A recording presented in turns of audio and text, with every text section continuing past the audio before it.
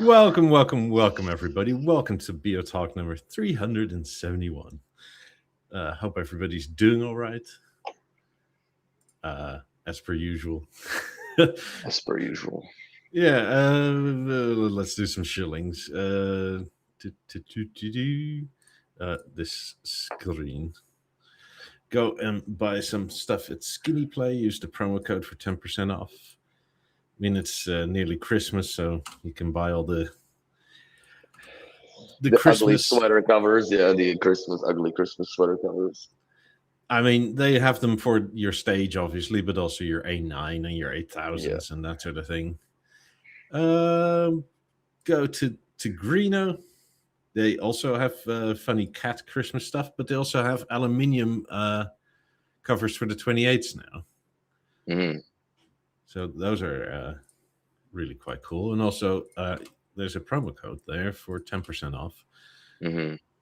So if you want something other than boring wood, you can have some serious aluminium. Yeah, make it a bit more B&O, right? Yeah, it's nice. Yeah, and oh yeah, go buy Willie a coffee. That's our super chat function for a guaranteed question to your topic and their cheers to everybody ahead of time. It's up to you, but you don't have to, but would be much appreciated. And if you haven't yet already, come join our Discord. Lots of people there. Be the first to know most things. Get actual tech help that takes B&O days for some reason. Yeah. And especially around Christmas time, right? B&O is basically unreachable because we're Denmark. We're the elves. We're out with Santa. That's right. It's Christmas time for them. Yeah, but it generally slows down everywhere, I guess. Not for us right now. It's a big push till next Wednesday when they're supposed to move in, but I don't know if they're going to be able to. Our side is going to be done. You'll see, right? And yeah. I mean, as long as you're not paying any fine for being late, it's fine. No, I don't think that's going to be an issue. But yeah, I actually went to work yesterday to do a little bit, to push more. Push ahead. We went to connect it. Oh yeah, I went to connect the 83-inch TV, and then we realized that the cables for the stealth acoustics subwoofers got mudded in accidentally into the wall. No way of pulling it out. So that was a fucking pucker moment, but we managed. We had one spare 16-2 wire that I was able to fish out from. I had to move the furniture out, like disassemble this. What is it? Polyform furniture. I don't know if you've heard of that brand. No. I'm sure somebody in chat definitely have seen it or has their furniture. It's beautiful stuff, man, but it's like, it's almost like, I wouldn't say IKEA on steroids because that's an insult to Polyform, but it's a very well designed, machine designed or machine made hybrid of aluminium, wood, and fabrics and however they cover the surfaces. It's very cool, but a bitch to deal with. So that had to come out. We fixed the cable. We got the sound, and yeah, that took fucking 3 hours. But this is a problem, right? Where like maybe you have a general guy in charge, but if he's not there all the what happened? And it's like the Polyform website. Not sure if it's pronounced. No, you just muted out for some seconds there. But when you have like a main guy that oversees everything but doesn't understand everything. Well, that, and also there was a ton of changes, right? Because that wasn't really, I would say the interior designer or the designer that was involved in this is absolute no good guy, and he's a prof on top of it all. So he only, like, every Wednesday he would show up, and I understand that you're policing it, but you're just looking at, interior design. Like, you're not looking at how it all works together. You know what I mean? 'Cause at the end Yeah. of the day, like, you're building a fucking computer in the back of your home that plays music into your home, controls your shades, controls your lights, converts power to 24 volts or whatever you have for LED strips and all this nonsense, like motion occupancy sensors, humidity sensors, all that stuff somebody has to put in, right? Like, it's just not, you don't buy drywall with this shit installed already in it. No. So, and everything was stealth acoustics, which I'm glad, because we tested all the speakers. They work. They didn't butt over too much. But yeah, it's when I was doing this in Calgary, and I was basically a one-man army, right? Till Nicholas came along. Mm-hmm. And we would drive at least once a week. And we're talking, Calgary is pretty simple builds compared to like what you have to deal with downtown Montreal, when the buildings are on average 350 years old and older, right? So there's only so much brick you can take out before you're in the fucking hallway if you want to do something for the depth. So it was a lot of headache and challenges. Plus, it's such an old building that you take one brick and three come with it, right? Oops. So, but yeah, I mean, it's coming to the end. If But it's you hard want to to, police. if you want to see like this sort of stuff, right? Over the last year or maybe 2 years, one thing that's gotten popular on YouTube is these building inspectors, and they show you pre-drywall, post-drywall, that sort of thing, right? Mhm. And the amount of thing where like the trades in between themselves just do whatever the hell they feel like. Yeah. Is Sometimes they do shit on the amazing. spite. I've seen like electricians fucking us over at the Apple, right?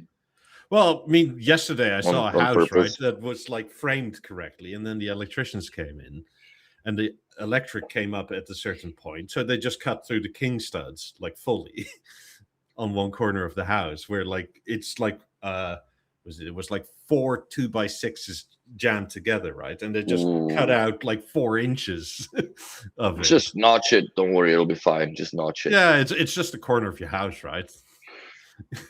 It's unbelievable, yeah. But that's the hardest part. Like, you have to be there, and also like it's hard to find, let's say, a site supervisor or whatever, right? The guy that runs the show, Yeah. that also fully understands, unless he's done it once or twice, that there's no way that he, like, if you're doing this with somebody that's doing this for the first time, maybe second, it's really hard to convey to the trades how important things are, like, especially like, if there's a cat 7 cable or something, or a cat 6 cable, don't cut around it with the fucking multi-tool, right? Like, be a bit careful about that stuff, because we had our stuff zinged a few times. But most importantly, the lab 5's turned on and they play and they kill it in that spot. So Yeah. and then I had to cover them up because it's still, work's going on. I mean, I've even seen like where 2-story house, right, where the plumbers came in and they couldn't route it properly, so they just notched like 3-inch holes through all the joists. Oh God. Stuff like that. It's like, wow. But again, it's most likely the site supervisor can't be there all the time, right? But it's Yes. just other trades. It's like, it's not my problem. It needs to go from there to there. This is the only way. Nobody here to tell me no. I'm just doing it. That, or, oh yeah, you need that? Okay, well, too bad. We're gonna board up anyways today. Yeah, sort of like fingers crossed, like the drywall goes over before anybody notices. Fuck. So yeah, it's a constant battle, and then you have to try to fish out the cables through, let's say, a 1-inch hole in the ceiling, because that's how big the sensor thing is, right? Yeah. To find the cable that they, threw somewhere. Fucking, it's no fun. But no matter how many tools and how well you're equipped, putting the camera in with the flashlight to see where you are, to sometimes just to bend the fish the right way to hook that wire and pull it, it's 20 minutes. Just no choice. Yeah, I had to buy one of these cable fishing rods, like a really long one. Yeah. Because, I mean, putting all these security cameras in and stuff, right? I'm fortunate I can actually get to my attic and I don't have to go through drywall and that sort of thing. Yeah, you have a very good advantage that you can go from top down everywhere to basically each wall. But even so, getting from the eaves to the center of the attic is still a pain in the ass because you have to like. Oh, 100%. I mean, you could do it manually, but then you're like rolling around in that pink fluff, which is awful. No, I refuse to do that. If I do, I do have a hazmat suit in the van that I can put on and wear it when I do this shit, because there is no way. Because once you have it on your clothes, then you put it on the jacket, and then it just itches like there's nobody's business. It's terrible, terrible, terrible. Even the brown insulation, I find it's even worse. The glass in it, it's very, very itchy. Yeah, the only thing that's decent to work with is that rock wool, but it's too expensive for most common builds. And the worst thing you can do is spray foam over the cables that people do usually too, which is because they're forever. Speaking of spray foam, I saw that yesterday, right? Again, house inspection. Yes. They have an attic like us where like the ceiling is the insulated bit and the roof is not. And it's, they weren't fully done, but they were doing a check for electrical wire.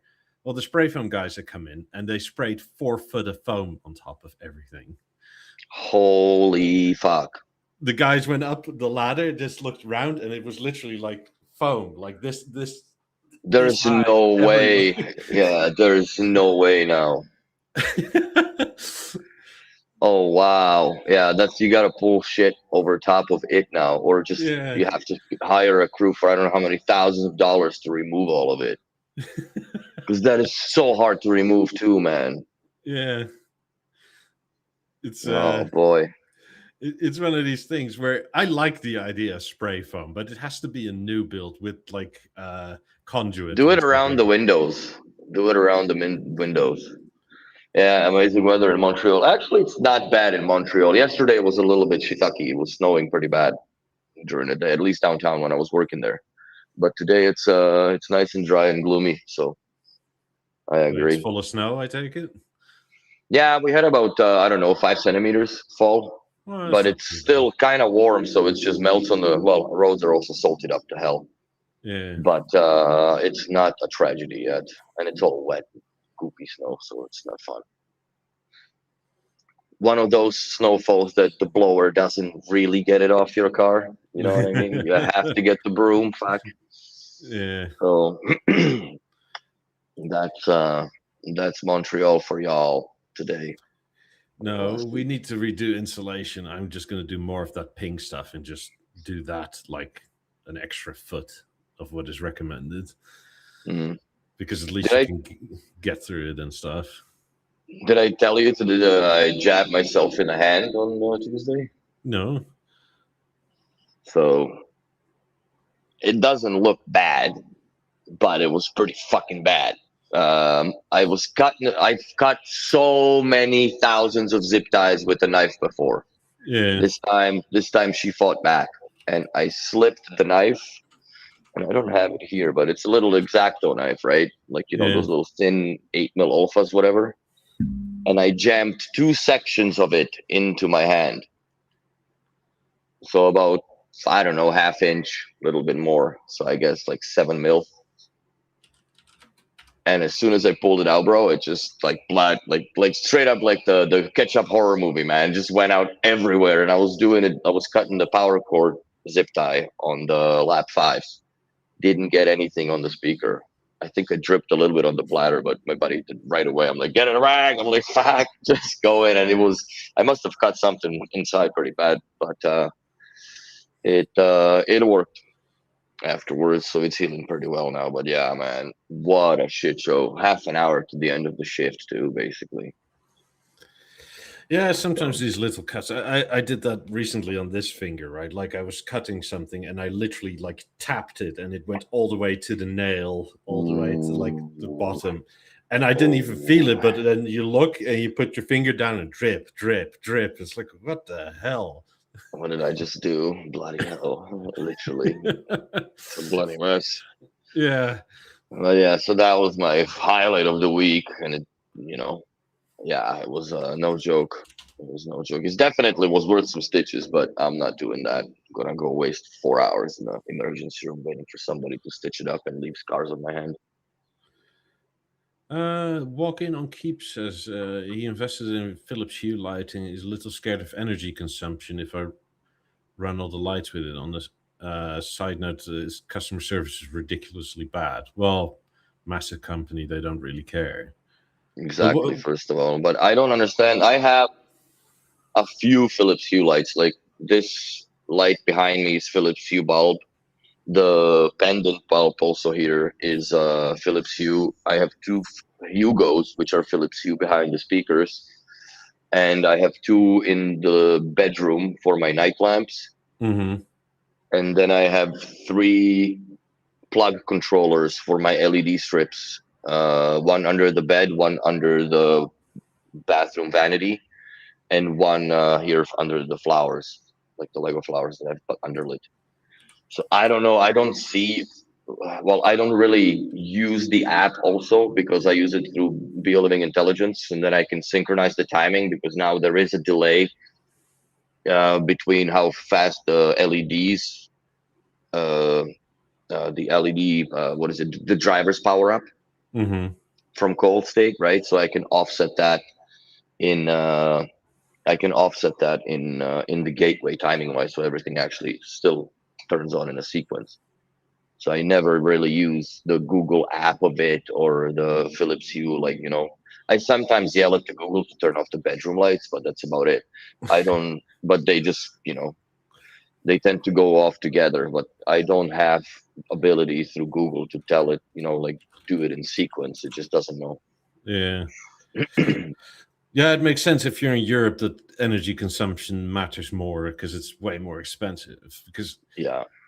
I mean, this, like, to Europeans, right? I still can't fathom it, but like so you have vanity lights, like in your bathroom, right? Like those pendant lights that come over so women can do their makeup and whatever.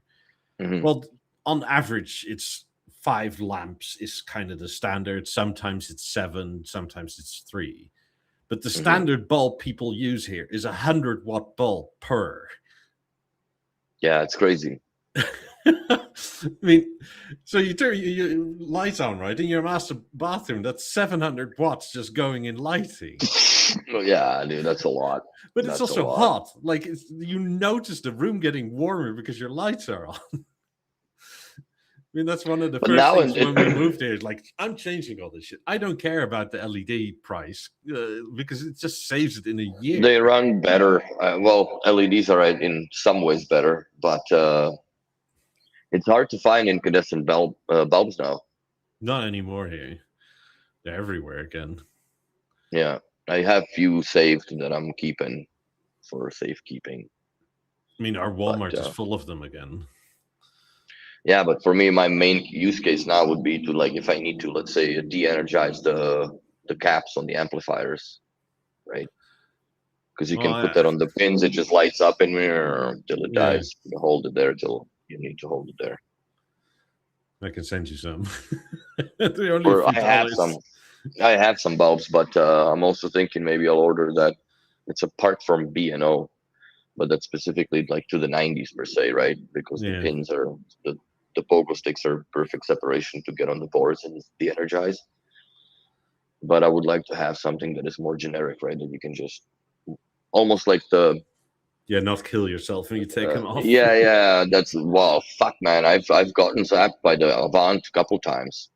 I accidentally leaned on a wrong side of the board in a power supply regions, and ooh, she bites, bro. Like, it actually burned holes in the pattern of where the caps were soldered on into my glove.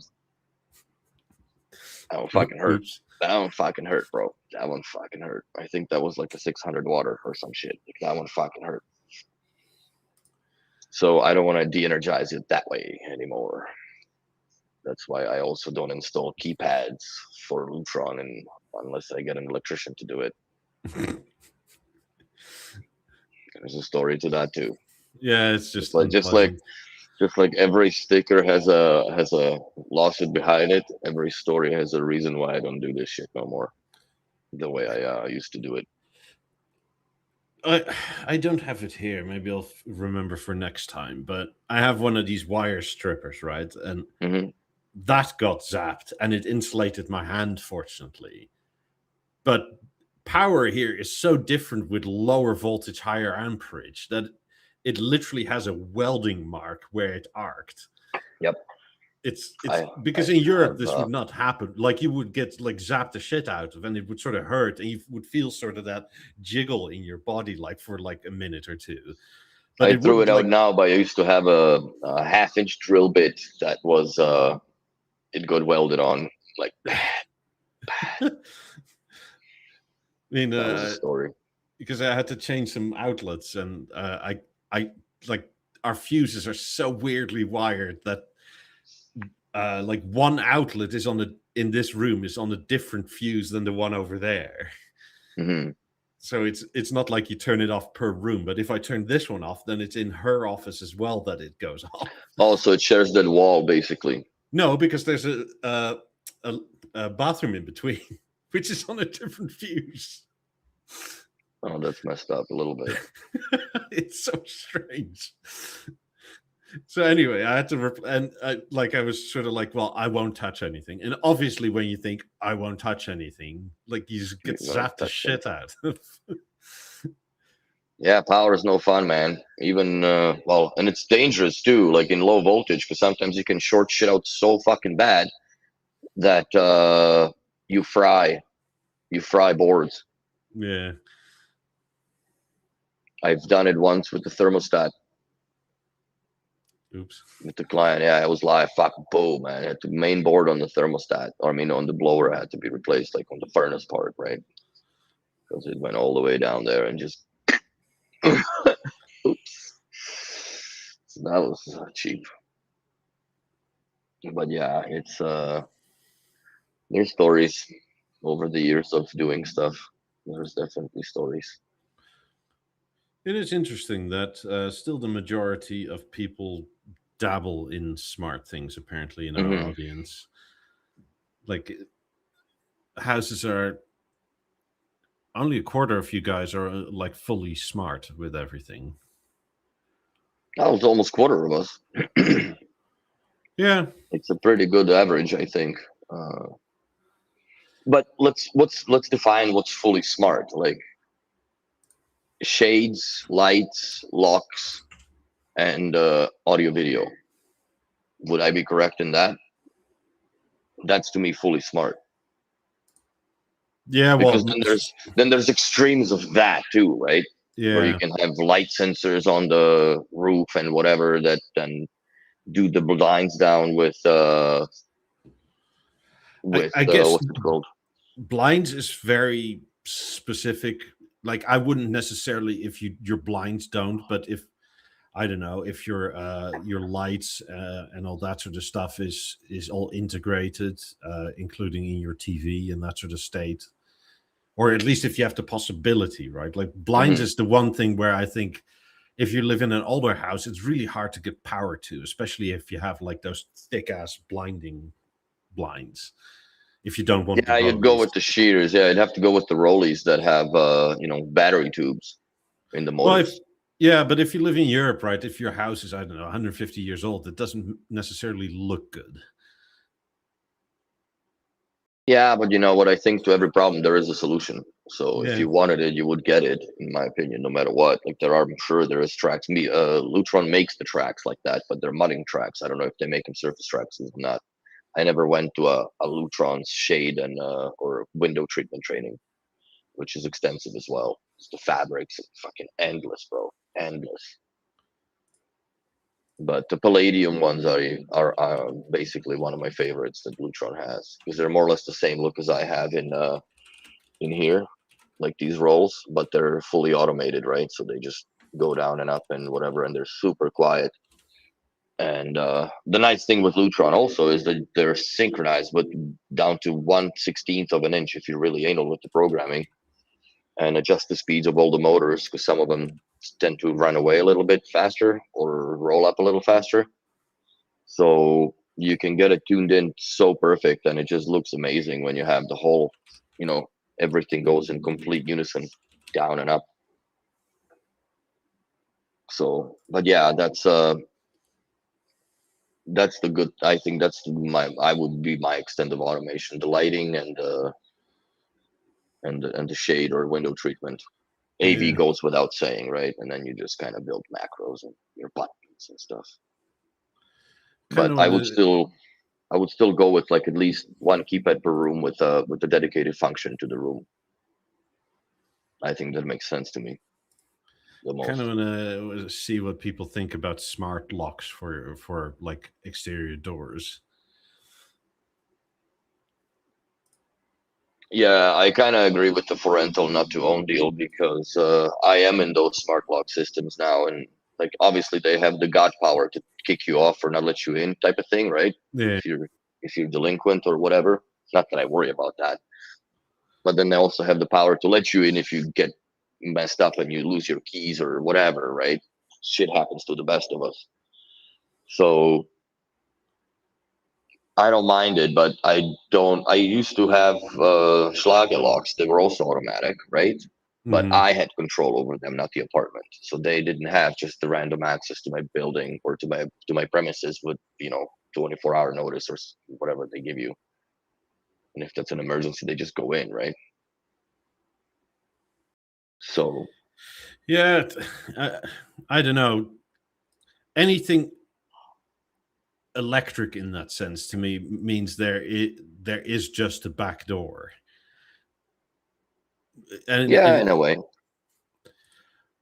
well, if nothing else, right? Like maybe this is now the sort of North American perspective. Like the police can just come up to your door, right? Phone whoever made the lock, and they say, "We're the police. We have a warrant, whether they do or not." It seems.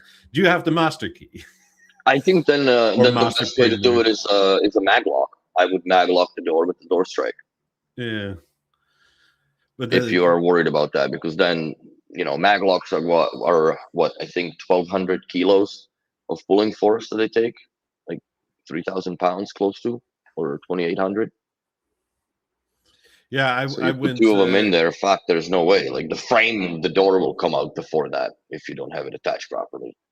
I went with the locks that was it the lock picking lawyer on YouTube couldn't pick. And Mm, the reason it's not that the cylinder is impossible to pick, but it has a sort of button on it that you can deactivate the cylinder from the outside. So you hmm can pick it right, but the cylinder just spins and it doesn't touch the deadbolt anymore. So hmm it's a mechanical way of literally undoing the cylinder. So I like that a lot. Also, like hmm the whole inside of your lock becomes like has a whole cast iron insert. So even if you start hammering it, like you're gonna hammer through the door before you take the lock off. So it's solid. Yeah. So, but it's fully dumb, right? It's not electric in any way. I mean, I understand it if you have a bunch of rentals that it's probably a good way, but I mean, give it 20 years and nobody knows how to like pick a lock anymore because it's all computer hacking, right? Just like hmm nowadays, they steal cars with just laptops, right? Like you don't actually need to I know, hotwire anything I anymore. know. They come up with this little wire thing at the by close by the garage. One guy, I guess, transmit, receive, whatever, and they unlock the vehicle. It's insane. Mason Mike, we don't have any field service info. The only thing you can do is call your dealer and or BNO USA or BNO Denmark through About the. what? He needs service for fives. Oh, you need I don't know where chassis you replaced. are, but if you're in the US, call Contact one BNO. of the dealers. Yeah. Either one of the local dealers or nearest dealers, or call BNO New York. Yeah, nearest dealer doesn't mean that they can have they can do the repairs, but essentially they should be able to do the repairs Well, they if they should have a be able technician. to put you in contact with somebody that can. Yeah, they have to. But yeah, But because as a dealer, you can order the chassis and you can swap it yourself if you know how, obviously. yeah, I've done so many of those, dude. I can do it at 3 in the morning with a gun to my head now. But it's you have to find somebody because it's the chassis. If the speakers are distorting basically, or they do that, then it's the bass, lower bass amp, and mid woofer or mid bass amp as well. Both straddle the chassis and they both die more or less the same time. But that's not bad for a speaker that's 22, 23 years old almost now. No. Also, there's no like field service guy that is just constantly on the roam somewhere. Mm-hmm. Because that's just not how it works, right? It's inefficient. So you have to make an appointment through one of the dealers through B&O USA or B&O Denmark. If you're in Europe, I think the worst one would be for you to transport them or ship them. I think that's the scariest part for sure. And if you are going to end up doing that, which I would recommend, is order the boxes. I think they're still available. Order the transport boxes. And have them drop shit from the dealer to you and pack them up and send them, because otherwise, unless you're not able to do that and you just, you're too scared of, even lifting them, or you have nobody to help you, then it's a different story. I think that at that point you're looking a little bit of more trouble. At that point, you have to figure out if it's still worth it or not. Yeah. Or have somebody fly in with 2 sets of chassis and replace both on the speakers. It's about 2-hour job, honestly. I mean, I don't know where you are, but I hope that helps. There's not like some great list of phone numbers. Yeah. I mean, I guess you can go on our Discord and see if somebody's near you that's able to do it. Pretty much. Yeah. But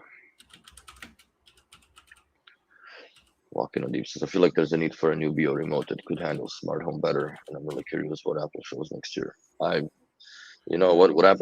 Whatever Apple shows, it doesn't last nowhere near as long as what B&O usually designs for to last.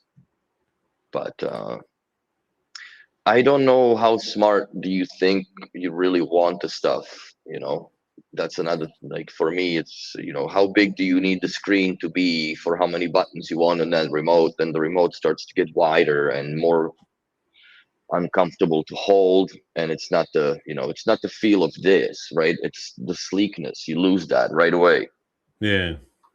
And then battery comes to play as far as charging it goes, because that also goes against apparently B&O's mantra of charging remotes. It's forbidden for some fucking reason.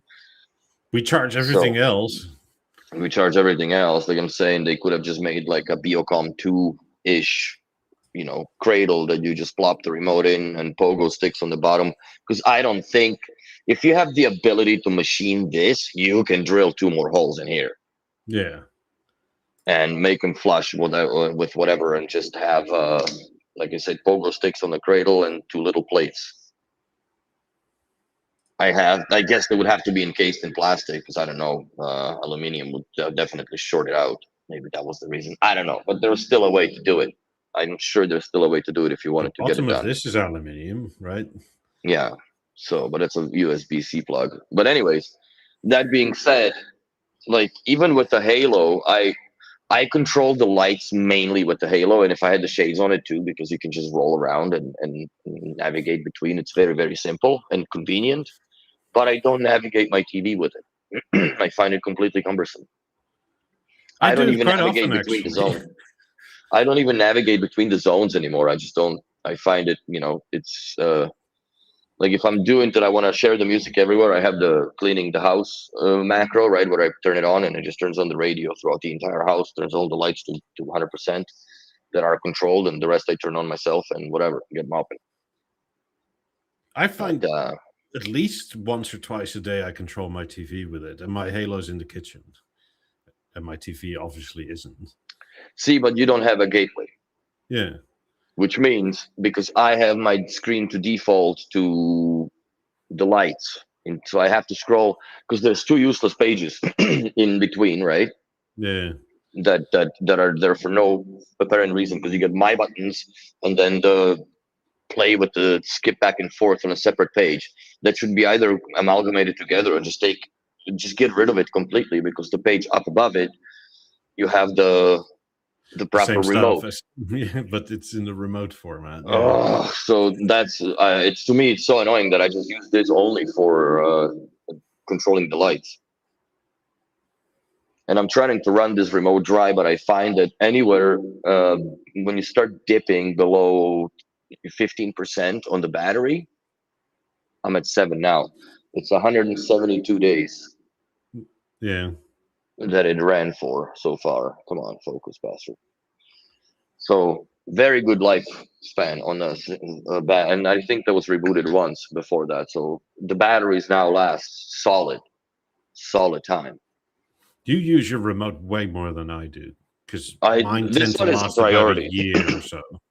No, I use my remote a lot, especially YouTube kills it, right? Because you got to go, and you navigate between things, or you fast forward or rewind, or, there's a lot of up and down activity. I don't really control the lights with it. I do have them in the light menu, but what I don't like is that you cannot make one of your My buttons a light button like you can with IR mode, which I have in the bedroom with the Avant.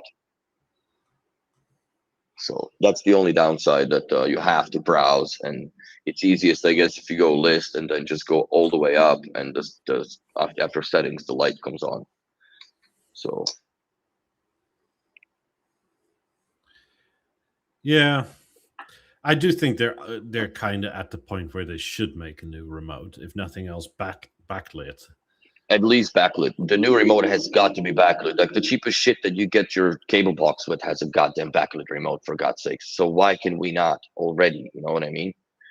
We can machine transparent aluminium in the speakers to show logo through, but yet we can't fucking backlight a number pad. Come on.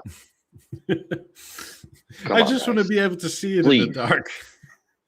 Yeah, like I've held this remote in my hand more or less for 13 years, right?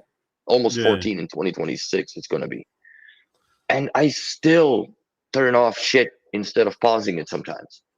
Yeah, same. And it's frustrating when you all of a sudden theater just starts moving. I'm like, no, go back to the My button, fudge. It's a headache. Yeah, it's very, very annoying. Same. It doesn't happen that often anymore, but it's only because now, once I sort of feel it, like I'm actually not. I'm gonna go have to look. Like a BO4, you never looked. It was just not needed. It was never needed, no.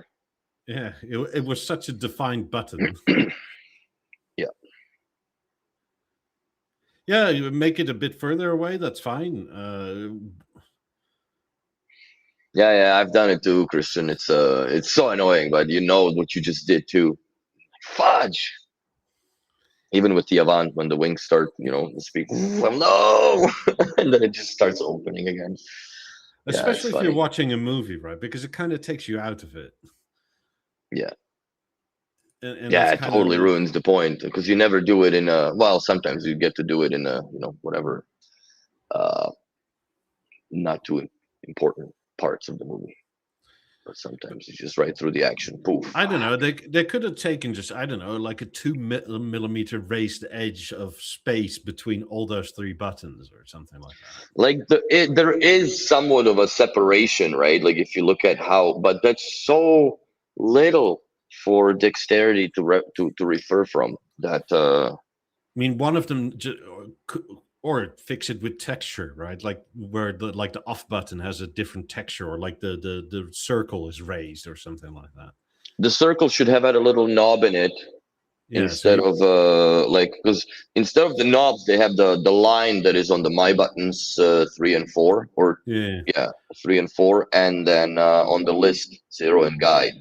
There's the only reference points, and then the rest is these little dingly divots that really are hard to find. If I do a day of manual labor, I cannot feel them. I have to use my nail, right? Or just look. But For like, me, I also have a hard time because I wear gloves, right? So when I yeah, do a client's remote, I'm wearing the gloves doing it. So they're really like the dexterity of that just goes completely out the door. yeah. It's too much. It's too dense and too not far apart. I mean, one thing I definitely don't want them to bring everything into the app like it has already been done. Mm. It's, I mean, Well, the I app like is the a lot better, gateway. but Yeah, still, like, I don't want to just have my phone everywhere. I like the BLI app more, like the gateway of it, right? Because that's been in one unison look wise for much more than the BNO app has, transitioned so many times. Yeah, Remember when there was black with the tiles that were gray, and we've gone leaps of development in this app, but I like stuff the moves BLI all the time interface. still. Yeah, but for me, I like the BLI interface of the app because I also have the lights enrolled in it, right? So I don't have to go to another platform to control the lighting. I can just bring the stuff down directly in one app, and I can control the volume, play, pause, guide, all that nonsense. Well, I don't have a guide really because I don't have any puck related sources, but you get what I'm saying. I I'll mean, get some more yeah. soda. Let's be fair, right? Surely B&O knows that, especially with current prices, right? Like, yes, you can say like, oh, everything is like digital app, that sort of thing. Your customers are 50 years old plus. Hmm. Like, there's not that many people under 50, other than maybe you and I, that are like a bit nutty for it, that spend this much on a goddamn TV. Yeah, you're right. It's usually in their mid or later 50s that people come in or we But install again, these for people them. aren't that used to using their phone for everything, right? Like, it's still one of these like these Yes, texting sort of things. that's very true. But see, for me, like I guess, like, speaking of that smart home thing again, like I personally, that's what I believe in. Like if you're doing it, do it, condense the complexities into just few buttons and designate them for the rooms that they're in. Like, if in the bathroom you can have, shower or bath, depends, right? In the bedroom you have a sleep button, and in the office you might have just music button per se, right? And certain station comes on, whatever, like you can just program it the way you want it, and then you never have to worry about it. Like it's very simple to live with it after a while, honestly. Like, and I don't really imagine living without a gateway or like just a BNO itself because of it, because it's so convenient to use. Yeah.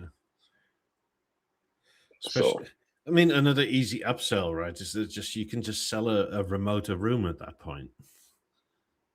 yeah, there used to be a day when essences used to be a keypads essentially, right? Because you can put them in the light mode, so you can do on and off with the circle and the full dot, and also you can with the volume tuner you can up and down the lights or shades. Yeah, what's it like? One of these ultimate cheat codes again? Is it like if you press like 2 or 3 times and hold the off button on any remote, you turn the whole house off?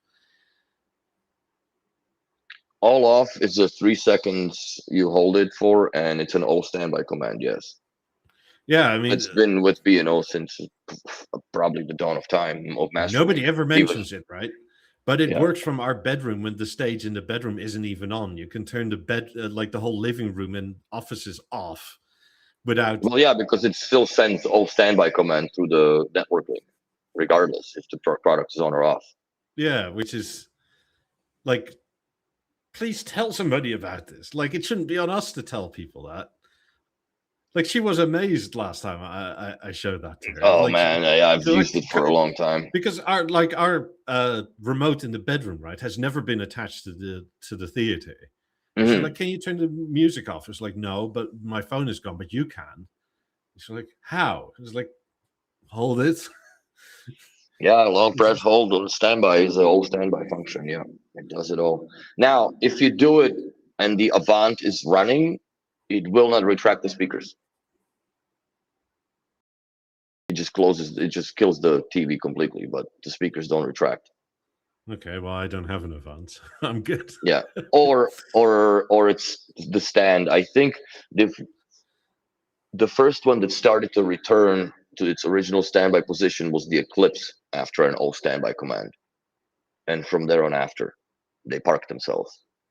But I know previous to that, all standby, even the BeoVision 7s back in the day on their motorized stands program, were also, they just die where you, once they receive all standby, they kill off immediately. They don't park. So if you ever wonder why, that's why. Is our audio good? I'm not dropping any frames or any audio, I don't think. No? Oh, I hear you loud and clear. Yeah. Maybe I don't know, YouTube is doing a weird thing. That's right. If so, it's not on my end anyway. Maybe it's snowing on your cables, Ed. So Interesting. yeah, weird. But yeah, so that's a couple of the complaints, I guess, as the years go by of requesting the, let's say, the Beo Remote 1 to be backlit, and the keypads of the smart home era. But yeah, on a slightly different note, this goes to show how like semi-schizophrenic B&O is, right? let's see. Because B&O, you pick a lane, you stick to it for like a year, and then you go, nah, we're not Good doing luck, that everybody. Yeah, and that's it. And with that, I mean, like, why is this all back on YouTube? I like it, don't get me wrong, but like the installation videos for the theaters, right, aren't on YouTube at all. They're not even on the B&O Global Training hidden thing. They're on your Because website I think only. what it is, they're doing it as they really are trying to push this into a in between a flexible product line, right? That it's like self-installable by customer, like a stage was. But they're trying to keep it as a core portfolio product. So I do not understand the disconnect from that, because nobody in their right mind is going to spend $7,000 on a soundbar and try to fuck it up together on their own if they don't know what they're doing. Some people are maybe braver than others. Like, I would obviously have an issue with it, but there are people that when they spend so much money, like I remember my first fears when I first bought B&O, and it's so expensive, right? Like for that money back then, and you just don't want to even fingerprint on it. But apparently, this is where we're headed with it. I think that it's going to be a hybrid of a core and a flexible product. Oh, Christian grew hair. There you go. This is the new Christian. New Christian. Christina. It's Christina. But I do like the packaging. It's very sleek. Yeah, the presentation is top notch. Yeah, the presentation is really nice as far as how it all comes apart out of the box. So, did you have a manicure, Christian? Your hands look amazing. That's it. That's definitely what happened there. Okay, so they have you like a little they should have included gloves with it, in my opinion. These little packages are just paper with the screws set in, so you don't have to like hold them weirdly. Okay. Really fucking smart to think of. See, you should just turn them in, and once you're nearly there, you pull the bit out. Okay. See? And then you tighten them fully. Interesting. Yeah, I haven't seen the assembly of it, but that is fucking cool. Oh, because there's no other way that you can have that go in there. Yeah, you're sort of going to have to do like one of these pokies, and you're going to drop it 10 times, and then you can probably scratch something. Oh, yeah. The screws are unforgiving when they fall on aluminium, man. And especially those black ones, the steel screws, they're no joke. That is pretty slick. That's really smart. That is really smart. And then you do this is one of the nicer install features still, is that you have a true to life size template. Yeah. Yeah, no, I really appreciated that when they started coming out with those things, because that was when it comes to the whole headache cutoff, it's installation game changer. Yeah, so you center with the ding dong underneath your LG. She's pretty, level, I guess.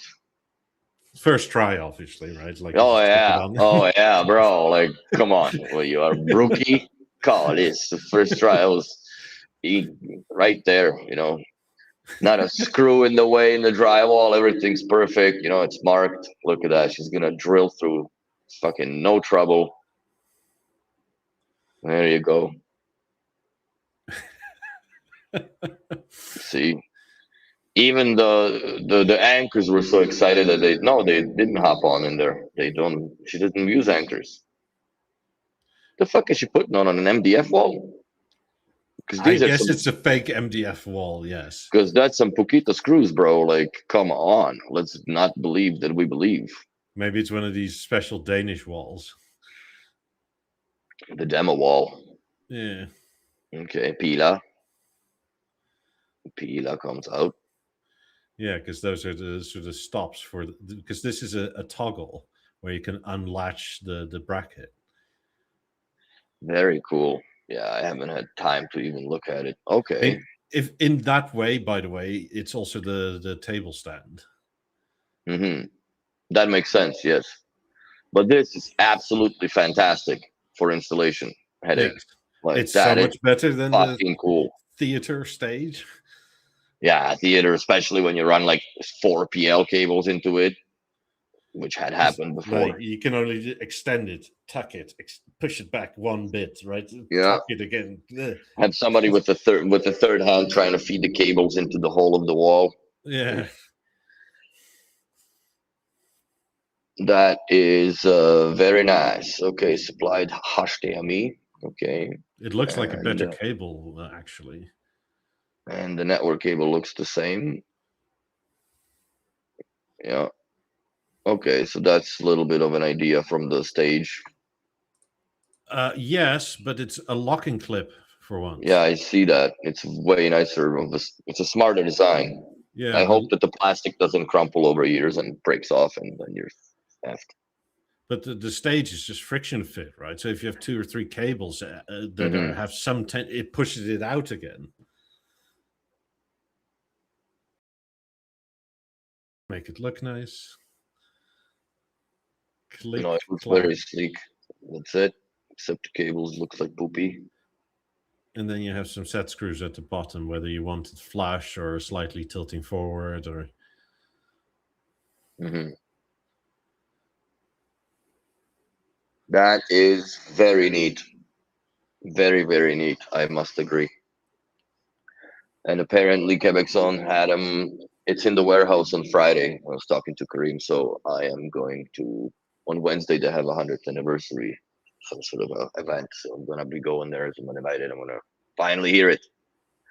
So hopefully, uh, the software is fine on it now. I like that you can adjust it that little bit. hmm And a Brillo pad.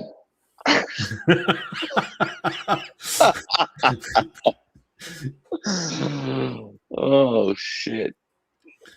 Just to polish it nicely. Yeah. I mean, another thing that's like they started making these videos again, which I absolutely goddamn love. Like And yeah, how they make all this stuff. no, that's cool. That Like is freaking cool that they do that. please, can't we have more of this? I wonder if they're hydroforming this or they're just punching it, Well, they literally show bending it. you. Let's literally look at it.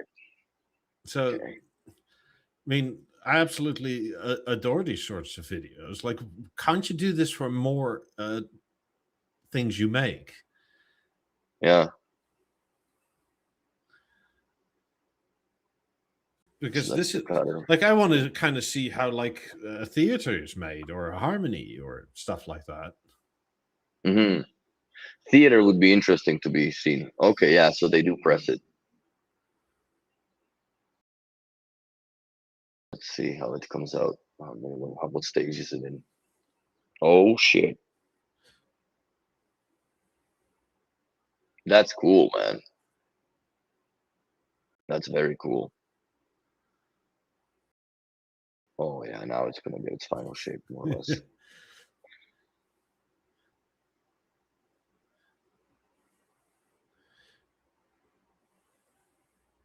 I mean, Okay, that's so they have such a a hard foil on shape. it. Yeah, Oh it's such yeah, a hard shape to make. indeed.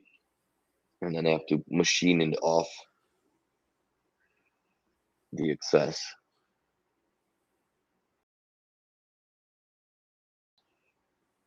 Interesting, eh? Yeah, it's like, please, Bino, do this for more things.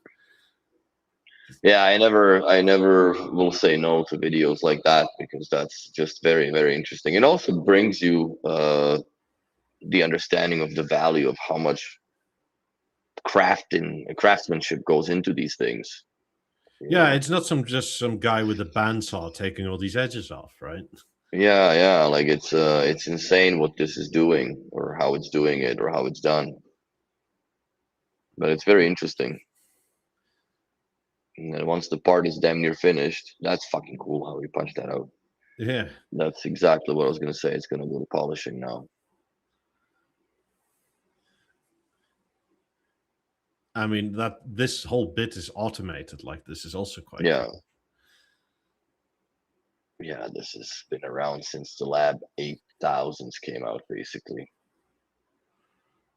I mean, first polish and then sand is a bit strange, but I guess that goes for the sort of That look. yeah. I wonder how long does it take for them to, like, let's say, program these machines to, like, what angle is the best? Because obviously they have the expertise on it over the years, right? To how do you work the grains with the grain of aluminium, I guess, because it's a certain way, I'm sure. And yeah, it's very interesting how it's got to be done through the drawings. Yeah, and then Like there's the obviously engineering variants. drawings, yeah, that they can incorporate into the machining. I mean, you need to adjust for variance, right? Because, like, being a millimeter out doesn't seem like a lot, but it is a lot on stuff like this. Oh, dude, this is not to the thousands of the millimeters and shit that they Yeah. go to, if not 100s. Depends on what I'm sure they have the capability of it. I mean, even if you Because were a CNC machinist, right? Like, to sort of backwardsly figure out how to do this would take hundreds of hours, probably. Like, it's just that oh yeah, B&O has a lot of expertise and they know what they want to do, that it probably doesn't take that long, but they make it look easy for something that is quite complicated. yeah, it's crazy. Now it's going to the anodizing plant, I think. Yeah, exactly. So they're gonna be dippity doo dah. And that's one of the most amazing things that I've seen, man. These bats and shit, and like things come out completely unexpected, different colors. Because they were doing black A5 or sorry A9 circles when I was there in 2016. That was fucking cool. Silver goes in and black comes out, like piano black. It was very nice. But yeah, these machines, man. And it's mostly Japanese that you see that Yeah. they have the precision, man. Like they have insane precision. Kawasaki. Kawasaki. Oh, that's not anodizing, it's chemically etching. Oh, Interesting. so a completely different finishing process now than what they're commonly have been doing so far, I guess. I want Something that that was. laser. Oh yeah. I mean, this is also quite something. Just some bar stock that gets milled the shit out of to get that upward firing driver. Yeah. That's crazy. Just loading him up. I mean, if you even look at that bar stock, right, it's ridiculously pure. Hmm. Like there's next to no imperfections in it, which is not normal for bar stock like that. It's the purest aluminium money can buy. That's what it really is. And that's why it costs so much, I guess. I Holy wonder how fuck. many drill bits you go through, right? Because you also have to adjust for like variance in like your drill bit doesn't last forever. No, yeah, I wonder too. Because that's 1,925 holes in that little thing. Individually drilled. Yeah. Imagine being the drill bit guy, bro. You change them around the whole thing. I mean, for those CNC devices, right? A drill bit like that, a cheap one is like $150. Oh yeah, I'm certain because they're precision bits, right? There's no wiggle and Yeah. shit in them. But yeah, that's pretty cool. I like that they show the behind the scenes of how these things come together. I like watching that. I mean, I'm very much looking forward to hearing it. What's this guy? It's new. wood covers. Ooh. Let's watch some wood covers. It's the Christmas movies. I mean, I know we're harsh on B&O, but this is goddamn excellent. Yeah, no, I like that. Like, I really do. If you want to do any sort of marketing at all, do this, right? Because like it's, I know it takes time, and you probably, but I'd rather see this than a bunch of models walking around with your shit. Because like B&O at the end of the day is a very tactile product. You're meant to Yes. touch it in many ways.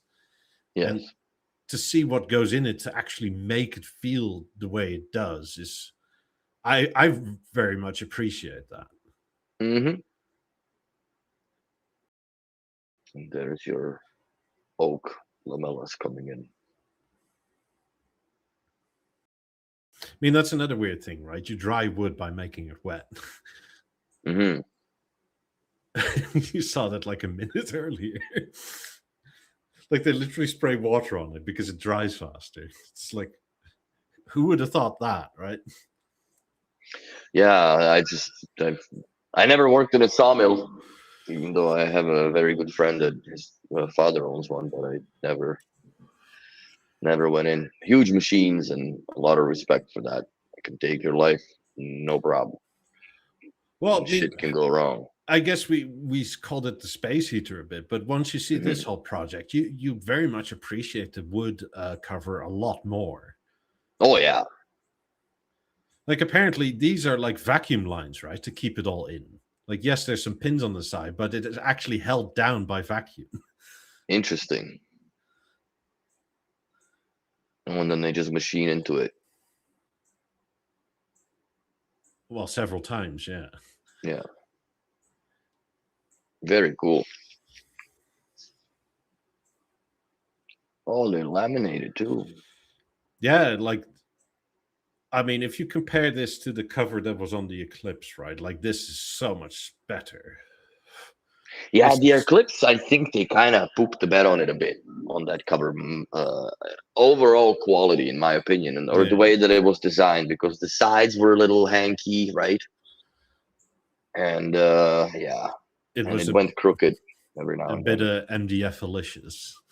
Yeah, it was very MDF-alicious. Let's see what he does next. Yeah, they use air pressure through fire hoses at the bottom for a few hours to bend it, or no, to fuse it, I guess. Yeah, it's in perfect shape. Okay. Like it's much more than just, oh, we take a plank of wood and we cut some holes in it. Yeah. No, the machining there it's impeccable. But again, there's no way of knowing this unless B&O shows you, and that's why I appreciate it so much. Mm-hmm. No, that's very fair, because for all the, like, I don't know, finance people or whatever, right? The IT people, where you just say, oh, you just make it. Like, this is not just, right? Nothing about this is just. Not at all. Like, all of this is like, Jesus Christ, somebody had to think of this. Like, this is a process. There's no just about it. And it's the process that they as a factory had to develop to, like, here's the shape of the wood we need, the cover. How you make it is your own damn business. And they do it. Look at that. That's insane that they carved that thing inwards, like from the inside out, Yeah. I guess. Like, and there's so much handwork still involved in it. Mm-hmm. Like, it's not, yes, it's automated, but not fully. Like, and that's partially where the price is, right? Like, Well, that's what he was doing with the sander in between the Yeah. lamellae. There's no machine really that could do it more efficiently than he is doing it, right? Like, it's insane. Yeah, there's a lot of work going into that grill, man. It's not just fucking. It looks almost like, it can't be worth that much. But fuck off. That's a lot of work that goes in it. yeah, try and make one yourself, right? See how long it takes you and how close you are to the finished product. Like, I'll even give you a shed full of tools. You're not getting there. No, you need the tech they have in order to be able to do that. But yeah, that's some insane manufacturing capability, I have to admit, on the wood manufacturer's end. Yeah. That black magic glue, remember? It's on everything, but it does come off every now and then. Oh, look at the little cute little vices they got built for it. They're wood as well, obviously. Fucking A, that's so cool.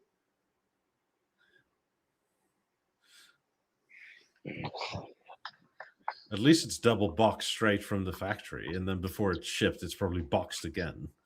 I hope so. I find with B&O it's better to order like a bunch in a row, because then it's less likely for them to screw it up. Because if it's on a pallet with a lot more B&O gear, it's much safer. But the individual orders are the most dangerous ones, because the shippers are freaking disastrous sometimes. I mean, this stuff is just wonderful. I loved all these videos. I still don't understand why this isn't on the web page with the theater install and that sort of thing. There should also be more detail about theater, not just like the those little 2 passes of the thing for the lamellas and whatever. Yeah. Oh, so nice. So yeah, I'm not they should make a lot more. They should also make something about the 28s, how they make those bottoms for those. 90s are really not spoken about much. Like, they've showed the process a little bit, but they didn't show much, right? Yeah, it shows how the bloody forging works. Mm-hmm. I don't know. According to some people on our Discord, they sit on endless amounts of pre-made 90s chassis, which I do not believe. There might be. Look, I'm not saying there's none. I'm just not saying there's warehouses full of them. No, maybe they have, like, I don't know what their yearly production of it is, because I don't know those numbers. Nobody really does, I guess. For 90s, I would suspect it's somewhere between 50 and 100 pair. Yeah. So if they have a warehouse for, let's say 75 pairs of speakers, right, to have enough in the plenum for supply. I mean, worldwide, I think they sell somewhere between 20 and 50 pair of 90s worldwide every year. Look, if nothing else, right, the way B&O works is that from B&O Denmark, if a new dealer arrives that wants 90s in their shop, that's considered a sale, which it is, right, because the dealer is a franchisee, so you sold it to somebody. Yeah, and they bought it. They paid for it to show it, so... Like, every 50 you see in a dealership is a sale, because the dealer bought it, unless it's the B&O shop. But I bet you even there it's set up in a way that it's documented as a sale. Yeah. Like, the B&O owned companies are still a different entity. Oh, girl, what the fuck with the cables, bro?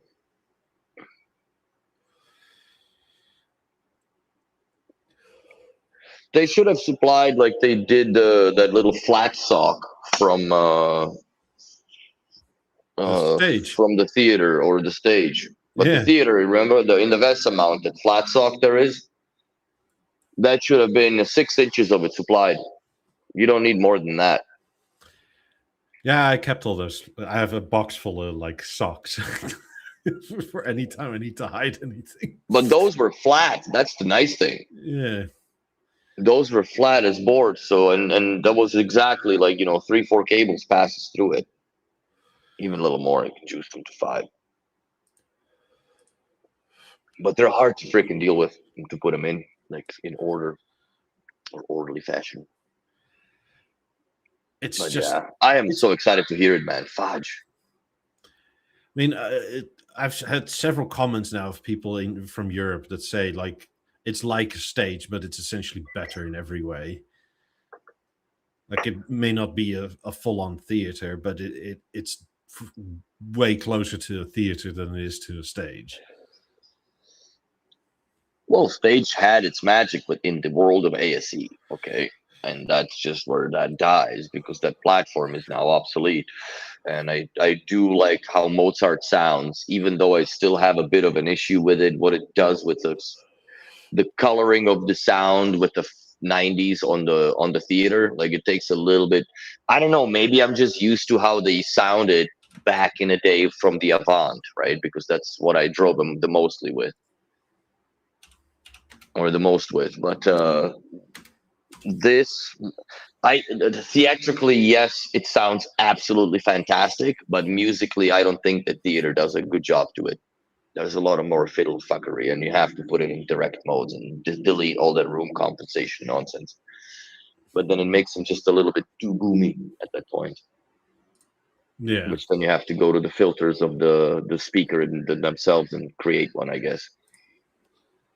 Or run them in that filter. So yeah, it's a pain in the booty hole, but it is what it is.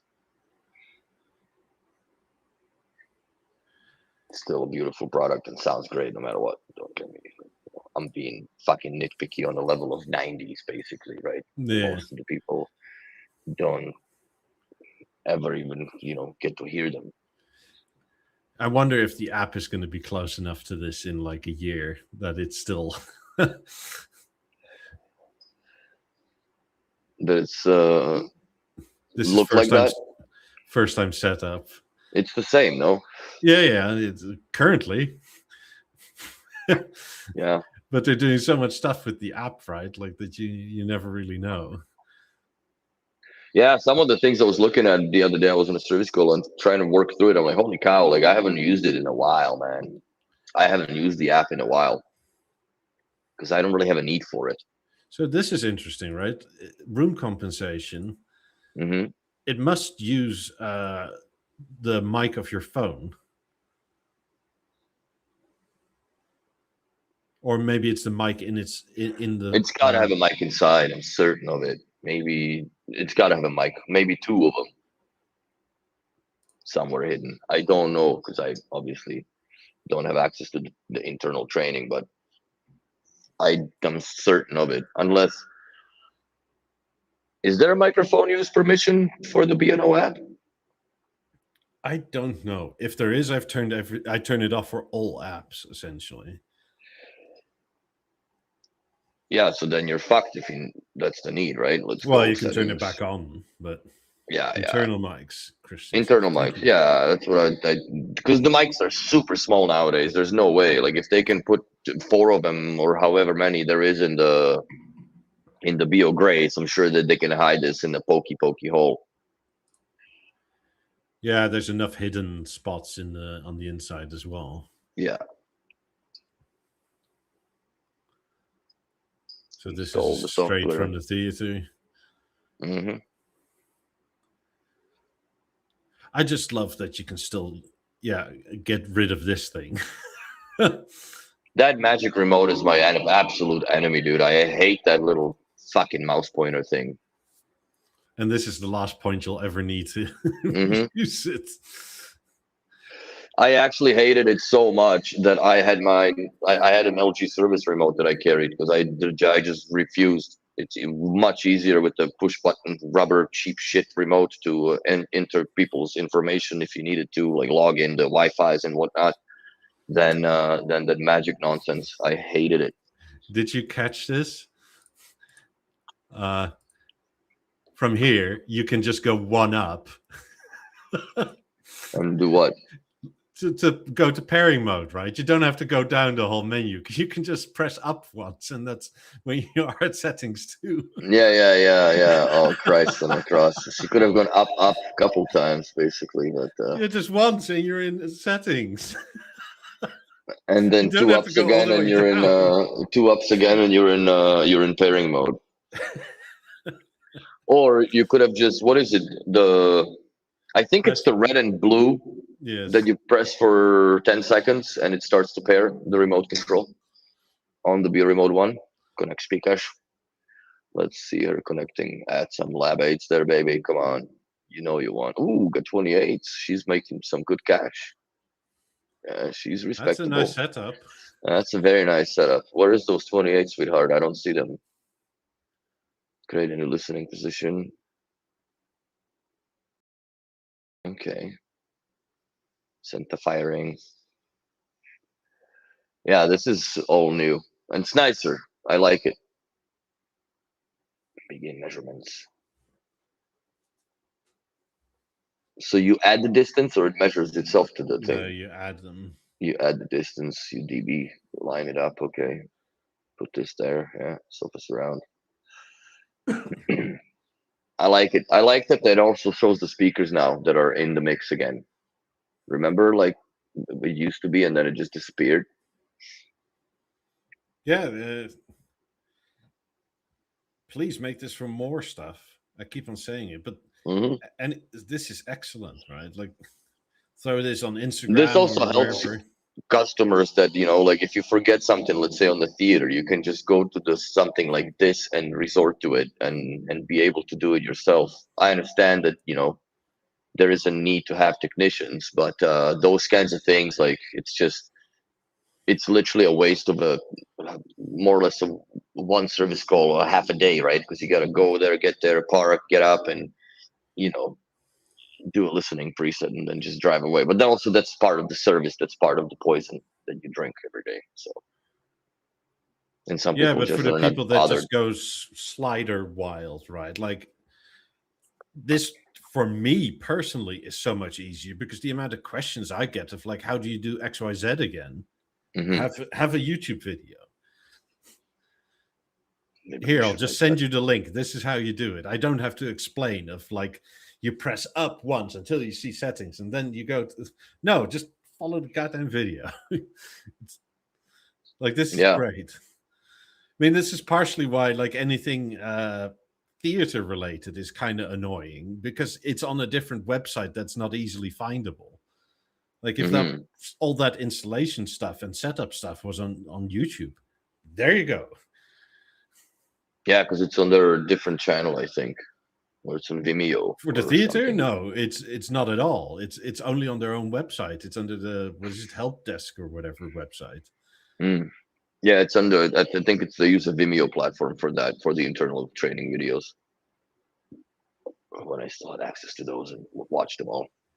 Yeah, so it's, I mean, the global training is a hidden thing you used to be able to find, but they haven't done much with that in forever. Like, that kind of died because the Harmony setup was on there. Yes. So at least if you people had Harmony questions, you could again link to at least you could find something through Google, right? Which is crazy that those videos, like, that's not a TV that it's easy to deal with. No. Not for the first time. Like, I still commend the dude. What's his name that put it up himself? We had him on the.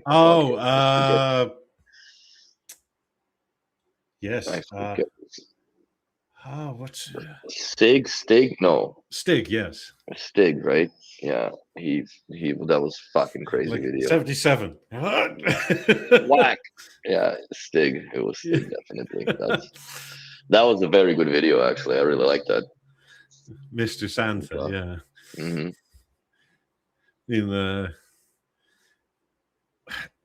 Takes balls to do that. And fucking back, man.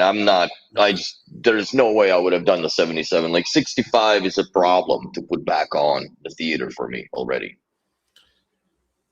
Well, in terms of weight, it's not for me. It's like how flimsy an OLED is. Well, and that's it, because you can't grab it like a sheet of plywood. You have to be careful. Like you can't you're going to sort of bend it over your chest too easily. or squeeze the I always carry those from the bottom. So yeah, that's a big no-no for me. I wouldn't risk it. But he managed. He managed, fuck, on video too, which is crazy. But even the TV itself it's not the lightest. The sound center is absolutely insane. 80 kilograms. Yeah. It's a heavy boy. It's a heavy boy, but I think that heavy boy soon enough will be replaced by something that maybe might not be as heavy, but it's going to be more cool than the heavy boy. Hopefully soon. I don't know. I could see them making a Mark II of that. Just put a different board in. Because I wouldn't even do the Mark II, like to Mozartify the harmony. You mean? Yeah. I would. I think that at that point, I just you redesign. Maybe don't keep the mechanism the same. Maybe do a different, like it folds out different way or whatever. I don't know. Change it somehow. Or where it like does one of these things instead of like that. Something, or expands, or I don't know. But then again, like you would need would you go full Monty on it, like the more or less like with the theater capability, right? Because if you're gonna put that much bass into it, then obviously it's again custom made drivers. Probably they could use something like what they're now pumping into the Premiere, because those are narrow elliptical ones. And if you put them like they have them there, because I'm sure in that back box of some sorts that you're gonna make that is motorized, there's enough room, just like it is on a. Well, the current back box of the Harmony for the 2 4-inch bass drivers is sizable. Yes, it's much deeper and bigger, and in terms of a cavity than, let's say, even a Stage or 18s or something like that. Stage doesn't really have that much volume of air inside. It's a pretty decent sized box. Mm-hmm. Like I still have pictures somewhere where mine were taken out, so it's like it actually surprised me how much back box they had back there for those 2 drivers. No, they're pretty deep on the Harmony, and that's why it still sounds great, like on its own as a standalone TV. It sounds probably the best pre-theater TV as far as the sound is concerned, in my opinion. When it came to also the depth, like Avant was good, BV11s were okay, but there's a limitation with the thickness and how much you can put into it. But like, even if you just did an upgrade board, right? Like, is there really, like, the people that buy Harmonies, they are buying the flagship, right? So it is extremely likely they are buying more speakers with it. Yes. Is it really needed to have the center channel be even more bassy? I personally don't think so. Mm-hmm. I mean, in terms of pretty, right? Like, a Harmony is just prettier than a theater. There's no 2 ways about it, at least in my opinion. It's just that it's easier to deal with a theater because it's smaller and lighter mostly. Your screen doesn't drop, which makes it easier, but it's sort of like, it is kind of nice that you can get up to 97 inches and not have it be so predominant in the room. Yeah. Like, it kind of gets out the way. It hides it pretty well. Yeah. So there is no microphone permissions even in existence on at least on the Android version of the app. It's just that's where I was staring into this, was scrolling through all the permissions on the app. There's a lot of Wi-Fi permissions, but there's nothing that so yeah, it wouldn't be the microphone in the phone that would be a reference point, because I guess at that point it would self equalize the dBs and the measurements from where it's being held, right, as a phone. Yeah, but that's not the case.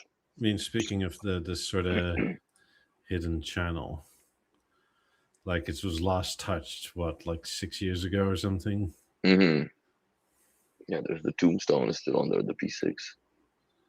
That thing actually sounded great. Yeah, and then they have them in all the languages, I guess. But yeah, that's a long time ago, my friend. Long time. Some of this product is not even available anymore. Yeah, EA 2.0 is so old. Long gone, bro. Like I have old head E8s, but they're 3.0s. Holy shit. A9, that's still relevant, I guess, in a way, because it's still a product that is current and relevant. That thing held up pretty good as far as the design icon is concerned in portfolio, I Not must just say. that, the 4th gen doesn't feel that old to me. It doesn't feel 5 or 6 years old. I mean, the 4th gen, like, it's kind of a toss-up, right? If you find a very cheap 4th gen, is it really worth getting a 5th gen?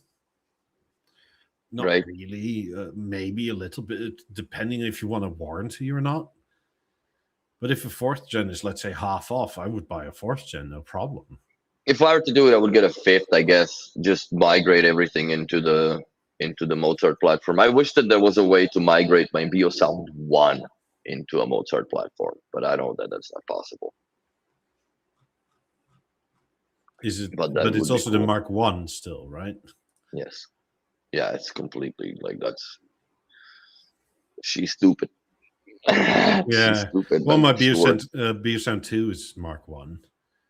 I'm looking at it like it's gonna get offended. I'm talking about it right now. For God's sakes. The only thing that I kind of miss about the newer generation is that it only has the on-off button. Like, you don't have more my buttons. You know what I find bothersome when it comes to the Mozart platform, really the most is if you're streaming. Like, I'll give you the example of the old ASE times, and to chat as well, so if they can relate better, I guess. If you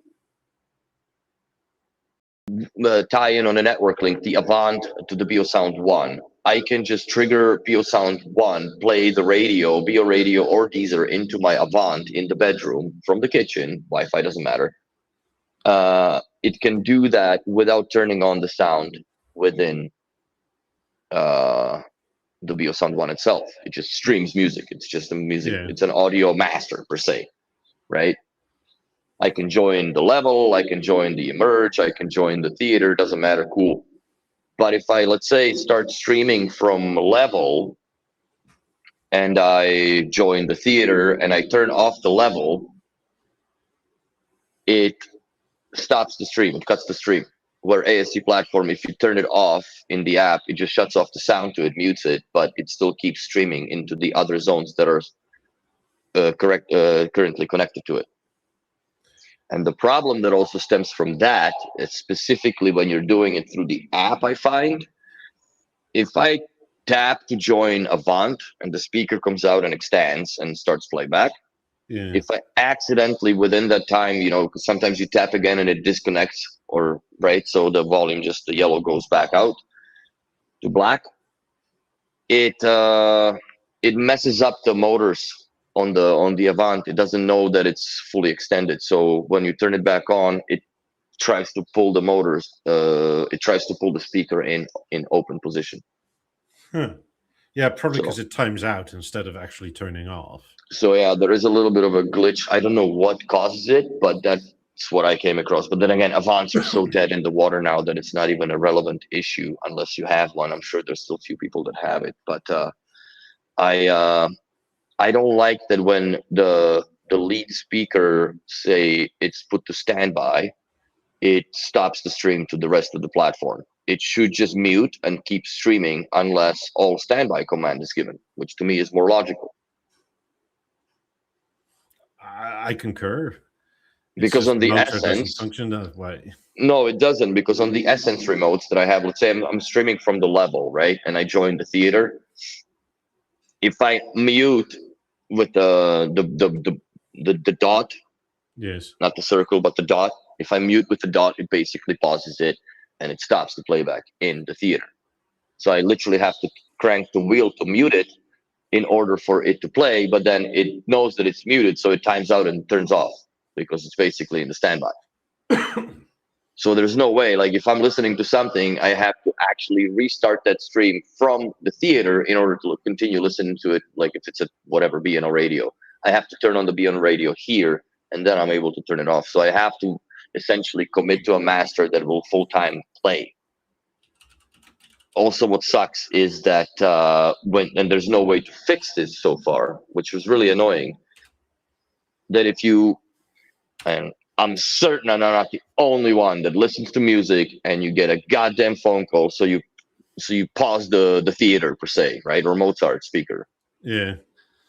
You pause it, and the phone call, unfortunately, lasts more than 3 minutes. It shuts itself off. See, that's bollocks, man. It really is annoying. It should be somehow addressed. I understand that it's maybe a European Union power consumption requirement, but I think you should make a toggle for North America, bro.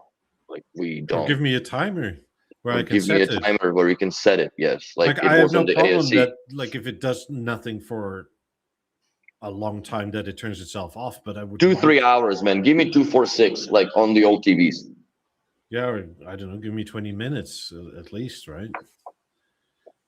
Because essentially, B&O makes it so that if I'm listening to something, Willie can never call me because it's never shorter than 20 minutes. No, we're fucked.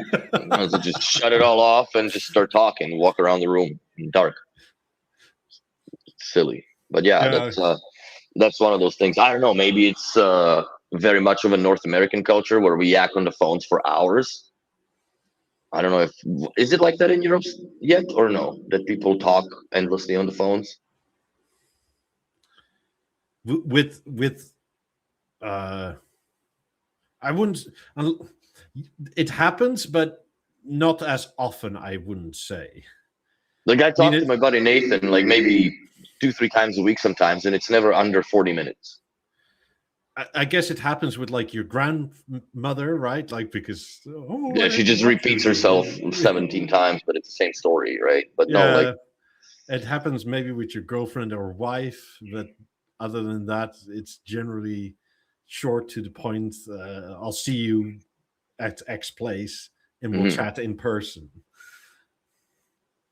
I guess it's also the fact of distances are different too. Right? Yeah, that everybody lives more or less within a reasonable walk-in bicycling distance from each other, where here it's look, if you lived in Miami, right, like I'm not just coming over for coffee because that's a 9-hour round trip.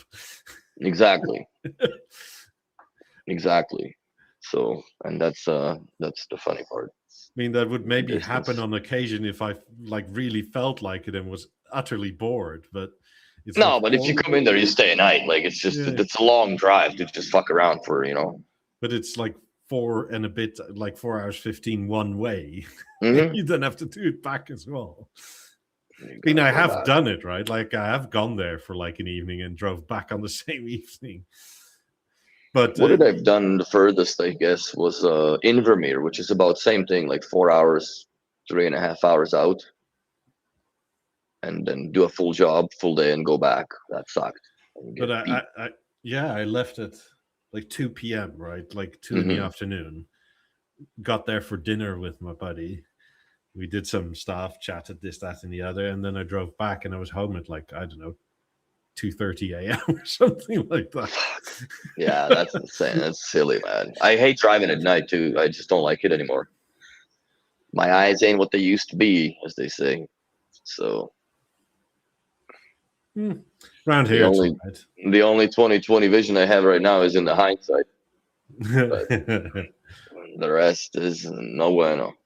Especially when I stare at the phone, like I play my little goofy game, and then I look at the screen, and it's just like looking through a fogged up glass of a shower stall. Till it clears up, I guess. Well, it's also because you're messing up your own eyes by like doing this, right? Like yeah. But like you gotta get in there. You should really do this thing. Holy shit! Get me a longer pen and then just these extractable like telescopic Samsung pen. Fuck's sakes! Oh yeah. So. But yeah, that's what I have grief with overall when it comes to the It's not that I'm complaining, but I'm pointing out obvious that they should somewhat address that. I don't know if it cannot be a software or hardware limitation that it just turns off. It's just programmed that way. But I Just just don't copy understand the where stream. that. I just don't understand where that logic is that after 3 minutes, you know what I mean? Why 3 minutes? Why not 5? Why not 15? Fuck. Why 3 minutes? Why do you get what is it? 180 seconds basically, right? Dane's Why? in the chat. Are you really that sort of annoyed with each other that like 2 minutes is enough? As Like far as after the 2 minutes, it's like, conversation. oh, this I've spoken to this asshole so long. But then when you all leave the country, it's like, oh, he's my friend. But it's even if you pause things, unless it's video, right? Then it's okay because then it just goes to a screensaver. But like if you're listening to Deezer or you're listening to Be a Radio, it doesn't matter, man. You got 3 minutes to get over whatever you were talking about, or keep playing it on like volume 2, right? Yeah. So it doesn't kill off the whole entire, network link. Yeah, we kind of taken to that, right? Like where you just go to the Halo and you go whoop, and Yeah, that's if you have a BLI and have a like a master volume controller too, right? Where you can just do it all the whole house, which is kind of cool. You just zip it to very, very low and it's fine, but yeah, it's not ideal. Please put it in the menu. Maybe put it with the same menu that you have to disable the light and you have to disable the proximity sensor too. We've been asking for that for so long. Yeah. Just like where. Well, since the theater came out, basically. Could you also still please put the sound info up front? Because I got software update. Yeah, I got some LG update, right? And I was listening to something. I forget what it was. Mm-hmm. And it's like, this sounds off. Again, the audio throughput was changed instead of pass-through to PCM. Like, I don't understand why it does that, and then it's a 2.0, right? Yeah, you get a stereo. Maximally. It's like, and why the hell does this movie sound so goddamn flat? Oh, yeah. It's 2.0 and it's upscaled through True Image. Like, True Image does a decent job, but like, if it only sees 2.0, you can tell when it's yeah. It's there's not enough magic it can do from 2 channels to put them into whatever you have, 12, I guess. Yeah. So like it's not make that legible in like, I don't know, like battery state is on an A5 where you just pull up and you see it. Yeah, what formats it's playing. Yeah, in, out, and it doesn't need to be like segmented, just in, out. Do you have your TV set to bypass or auto?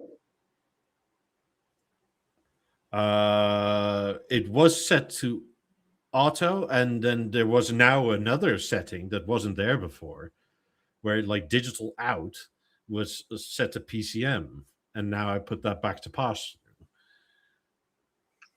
I got a freaking because there was like a huge software update, right, for the LGs not too long ago. I hadn't done it in a long time, just because I've heard so many issues with it. Well, I don't really watch movies on it, but I'm definitely, because I had to lock my Apple TV's output to 5.1 Dolby Digital, right, or whatever it is, the regular surround, because this what's it called? There we go.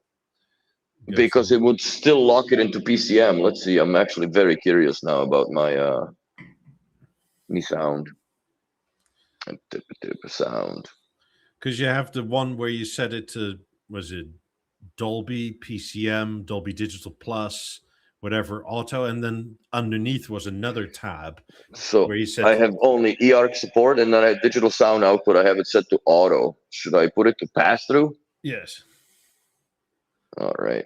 Pass through it is. Because then whatever goes through is passed through, right? And it's up to the theater to decide. And mine was all of a sudden in PCM. Hmm. It's like, no wonder it sounded shit. Let's see if there's any updates on this thing. Again, I this don't is think not so. for anybody listening. This is not a B&O fault or anything. This is an LG doing it, LG things kind of thing. Yeah. But yeah, this is also a G2 panel, and now I'm on software 33.22.52. Yeah, I have to look at what I'm at. Yeah, I basically have that AI shit too, I guess. If I get out of this. Yeah, it's got the AI and nonsense to it. Because I I saw lots never of people browse this thing. complaining with the last few updates that it's constantly saying, "Hey, you can talk to the microphone" and that sort of bullshit. Look, it's self-installed Bell, live TV, some sorts, Microsoft Copilot, whatever the fuck that is, Oh no, that's their AI nonsense. and then LG Gallery. Like, is this You get Get free it? stuff you don't want. No, can't. Fuck off. I can't uninstall it. Oh, what? I can't even. Oh, okay. Bell can hit the bucket. Piss off. Can I hide it? Oh, no, I don't want it there. What the fuck is that? Oh, that's annoying, bro. What the fuck? And it said something about like AI nonsense, and it put Yeah, that's this. Copilot. God, yes, bro. Okay. Well, it's there now. Fuck. Another thing for people that, I mean, you keep the LG remote just in case, right? Or if you have an Apple remote or an Amazon for the Fire Stick remote, right? Quick tip: if you don't want these things to easily listen to you, just pull the batteries. I always remove the batteries when we install those TVs, especially with the theater. Like, you don't need this remote ever again, and that's Yeah, it. you can have it, but just have the batteries out of it somewhere else. Yeah, because they have microphones in them. Because, like, I want to go to Netflix because it's too hard to push the Netflix button. All right. Which is dedicated on those remotes too. Yes. But you can also dedicate it with the My button on, like the normal stuff that we do is a cable TV, Apple TV, and then you do either Netflix and Disney or YouTube and Disney or Netflix, whatever, because people have it. Or do 4 app favorites, and then on the default, when you press TV button, just default it to a cable box input, and you're set. Yeah. I mean, we had Disney for a while. We don't anymore, but I can't say that I miss it. I only consume more or less YouTube. I don't even venture into the Netflixes and whatever's. But I don't even have time, man. Lately, I've been coming home so late from work that it's have a couple of beers and go to bed. Basically, that's been the weeks. Yeah, also quite often post dinner, I get one of these massive sort of dips where it's like, I'm just too tired now to watch anything. And then like 45 minutes later, it's like, oh, I perked up again. And then it's like, oh, it's 9:45. Yeah, I'm not going to watch a movie anymore. That's going to take too long. Too long. What about disconnect the TV from internet? Well, if you do that with a setup like a theater or whatever underneath the LG, you lose the control of the TV if you disconnect that network cable. You can have the ARC go through, but you won't have the source list won't be pulled through because that's all I don't done think that's through what he the means. network. What if you don't have internet access on your TV? What Like about it? Like you just don't put your TV and or a theater on the network. So you just use it with like a dumb box, like a cable box? Like have an Apple TV attached to it that is on the network, but your screen and theater aren't. I don't think that would be a problem. No, it isn't. It works. Is that better? I don't know. Do you need some of the updates? Seemingly. I mean, I would occasionally do it, right? At the end of the day, I don't think you really even have to. If it's, let's say, a standalone system, right? Because you obviously are not using the internet from the theater to distribute B&O radio to your other products. Like, it's just standalone, right? Yeah. It's a dumb TV. then technically you don't have to update anything on it, because the only updates that you would receive are for the Apple TV. Yeah. And those apps are utilized through the Apple TV. So all those updates would be done through Apple TV's internal. As soon as App you Store. put the theater on the Wi-Fi, though, it'll pass through the Wi-Fi to the screen. Yes. No, it doesn't. It doesn't do the network to the screen. It does. Only hardwired. I remember, maybe they changed it, but I remember in my apartment when I had it connected, I had the TV had to be on a Wi-Fi network on its own in order for my apps to work. I'll have to check that. But I don't think that I know for a fact the theater doesn't pass through internet upwards. Like it doesn't. If it's Wi-Fi, then it's Wi-Fi for both, and then you just have the communication of source pool and volume, whatever, the whole control. Well, in that case, have your theater on and you just not your screen. Yes. I mean, the updates do fix some things, right? Like there have been many fixes within LG because there was weird source behavior and or like audio format. So I don't know. Occasionally, yeah, but there was also even the Apple TV messed up not too, like, what was it, a year and a half ago, I guess, when they updated, right, and fucking everybody dropped CEC control, and all of a sudden, like, there was a massive problem for us because, it's Apple, bro, like, it doesn't fail, like, what the fuck. And we just didn't even put IRs on most of the Apple TVs because, with the theater, all CEC works perfect. It does, till it doesn't. And with the IR, at least you're solid, right? But you only have 2 outputs for IR, which is still not bad considering the fact that, like, we should be glad that there even is IR devices still around, because everything's now Bluetooth of everything. Like, would there be at some point a Bluetooth puck capability through the theater? Would that be a possibility, you think? Or a necessity, rather? Why you would do it, right? I mean, at this point, like, Apple's remote isn't even IR, so you're kind of wondering, like, you're just in luck that they thought to keep that. At least I think they're keeping it more or less because of the operation of the external displays, like the TVs that you can still on and off with the Apple remote, so then they can just give you that interface of just one, right? Seamless. Yeah. I mean, I'm pretty sure their remote is Bluetooth and not. It is Bluetooth as well. Yeah. Like if you use the touchpad and all that. In that sense, lucky that they kept it for like people like us. But CEC is so omnipresent, and look, it's not perfect, but it's pretty close to, especially for the bigger companies, right? Like, yes, there's no real reason to put an IR blaster on either your Apple TV or like Fire Stick or whatever. I mean, you get, I think, one extra function with an IR blaster from being over the puck, that you have the what is the home button on one of the colors. Pucks. Yeah, but that's the only thing. But yeah, it's fair. I mean, I've used an Apple TV for years, and I never felt that I lacked anything. Like, it just worked. Like, even with the Harmony, like, there was no puck on it. It just worked. The only thing that I notice, quite honestly, it's just the lag of IR versus puck. I mean, versus CEC. Like, when I play stuff around and navigate YouTube on the LG screen through the BeoRemote 1, it's fucking instantaneously snappy, right? Yeah. Where if I do it on the Apple TV on the Avant, it's a bit sluggish. Like, you can't just go pop, pop, pop, pop, pop, right? And then it's like, it's a split-second delay, but it's so noticeable nowadays. When I was at my mom's house too, on the BB9 that I used to have, right?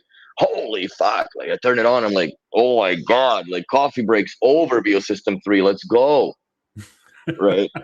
Fudge, man! Like 43 seconds later, the TV came on, which was normal back in a day. Now 43 seconds. If I spent 43 seconds jamming on the remote control, I would probably by then pull the fucking plug and reboot the theater because I'm like, something's off. Yeah. Something's not working right, man. Yeah, you would probably think like either your remote is out of battery, or like I didn't press it correctly, and by then you Yeah. probably turned it off again, and it doesn't know what it's doing anymore. But at least like you had that green light that clicks on, right, on the top of the of my BV9 at that point. Yeah. BV4s had the same thing with the bubble. But yeah, you at least had that, piece of information that I'm coming on. Hold on, just hang on tight. Be there in a moment. Be there in the please. moment. Everything's I'm a bit old. I'm a bit old. That's it. But yeah, speaking of the old TVs, I think the most solid TV that they've ever built is the BeoVision 755 Mark V with the Blu-ray. That was the most solid panel, and still, like, very rarely that it breaks. Very, very rarely that it breaks. Well, same for Avant 32s. The old school Avants. Yeah, the 32-inch ones. Well, those were tanks. Yeah, I mean, Philips made those CRT tubes, and they were the best CRT tubes at the time. You can still find them working, right? And like the VHS or DVD thing still works. Yeah. Like it's 480p or whatever it is, but I mean, it works. Still works. Some freaking Nightmare on the Elm Street in the DVD player that I've seen. If anybody's into retro gaming, right, look at old B&O CRTs because nobody's interested in them. But if you have something like an Avant 32, yes, it's heavy and yes, it's a pain, but it'll take all the inputs of the era. Yeah, literally, even the BeoVision 5, BeoVision 5 also. And you can still add like 8000s for your gaming experience, or a Lab 2 or whatever. Like you still have a surround sound decoder, so you can still have your Mario Kart on like proper like sound, not like those shitty built-in Sony Trinitron speakers. Yeah, I remember those. Grundig TV. I mean, B&O made some fantastic CRTs. Oh yeah, no, they were top notch. I think the AV9000 and Avant was probably the best that they've had. And it says that they're in Sweden, the CRTs went up from B&O. Look, when I left the Netherlands, right, like an Avant 32 sold between 125 and 200 euro. Functional with remote. Yeah. That's pretty much just get it out of my house money. Like, yeah. Like the only real thing that's annoying about those old B&O TVs is that they're really heavy. Yeah. Like heavier than any of the Sonys or Panasonics or whatever of the era. But it was a much more substantial device. Mm-hmm. Wow. It was a theft fucking BeoSystem 1 in it, yeah. Yeah. That's how old that is. God, they were like 60 kilos or something. Oh, yeah, no. I remember moving one out of the apartment. Dude, it was a struggle and suffering. Succotash, God, it's like, they're so heavy. And then where do you ditch it, right? Yeah. Because even the recycling center back then, like, you're like, ooh, like, that's too much. Can you guys disassemble it? I'm like, it's going to go in a bin behind the Walmart at this point. Oh, I was wrong. It's an Avant 32 DVD, 86 kilos. Jesus Lord. That's even worse. Yeah, I remember those days, but I didn't have many of them, thank God. Yeah. Again, standbys under 2 watt, right? Like it's fairly modern in that sense. Mm-hmm. I mean, you had the moving stand and it was all nice. It did. I mean, the bottom felt like somebody just poured concrete into a form just so to give it some weight, right? Yeah, it was heavy. That thing was heavy.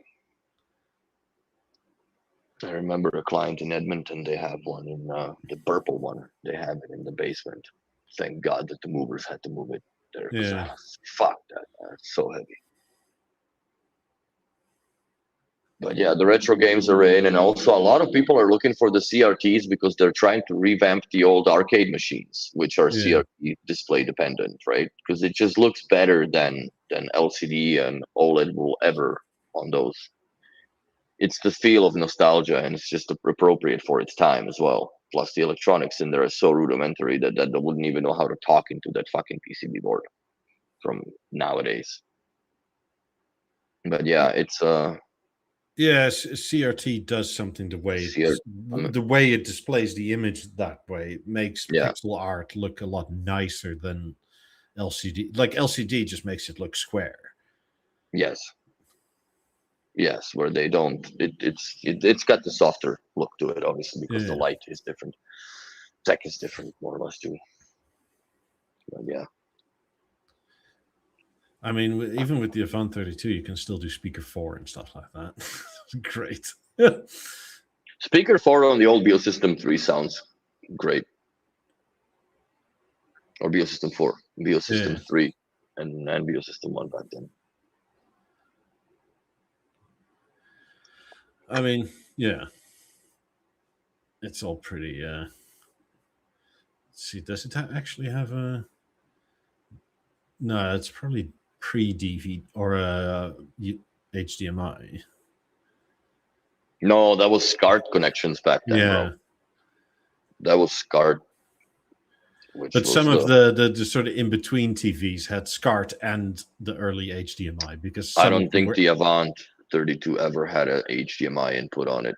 Was it then the BV5 or 8 that was like HD ready or something, which is like 720i or something? BeoVision 8 had one HDMI input. I think that was one of the first TVs other than the BeoSystem 3 platform and BeoVision 9 when it came out that had HDMIs. But also there was a version of the HDMI, the BeoSystem 3, where it had SCART connections. Yeah. I think that was the European Mark 1. And then Mark 2 was HDMIs. And Mark 3 was HDMI output with the 3D capability for the BeoVision 12. But yeah, they didn't get onto the HDMI game till the BeoSystem 3 came out and the BeoVision 8. 832, I think, was the smallest one, and that one had one HDMI out input. Well, if I remember right, it was a shit show at the time between changing of that standard, right? And BeoCenter 626, I think, had an HDMI in later, Mark. Because I think I still remember, was it Panasonic or Samsung or something like that had HDMI ready TVs, right? Where like you could put an HDMI cable in, but it was 720i, but the native aspect ratio was still 4:3. So you end up with a 4:3 screen that then does 16:9. So you get the inverse of the film, right? Where and it's like, what the hell are we doing? Yeah, the HDMI era was, or the analog era, I guess. But with all that analog being gone now, there's no more, I guess, from tape to tape, copying blockbuster movies or whatever back in the day. Yeah, was a thing. People or kids nowadays will never know what it is to get fucking charged back for not rewinding the tape. Or just returning tape.